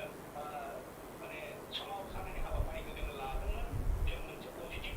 लामानि थाखाय जों गभर्नमेन्टखौ बुंनो हादोंमोन टक should not be in the name of अनलि टक बे जिनिसखौ जोङो बुंदोंमोन बे टकआ थार लामायाव थांनांगौ आरो थार मोनथायनि थाखाय आवगायनांगौ बेबायदिखौ लानानै जोङो प्रेसार होबाय हादोंमोन थाङै बे खोथाया आवगायो मोनसे समाव भारत सरकारा गेजेरनि मानसि हिसाबै बिसि हामलारखौबो होबाय आरो बिदिनो मोनसे समाव दिनेश शर्माखौबो होबाय जोबनायाव एबि बाथुल साहबखौ इन्टारप'रेटर महरै होदोंमोन 15 बोसोर गाहाम बै सावरायनायखौ नुबोदों जोङो मोनसे समाव रन्जन दैमारि बिथां दानि रामसियारि कमरेड रामसियारि दानि बुब्लियाव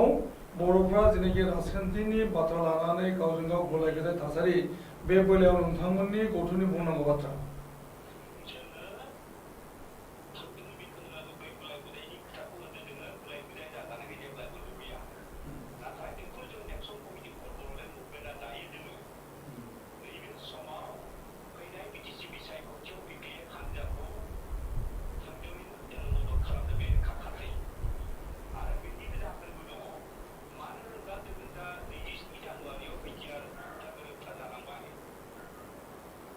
खोनाबाय थादों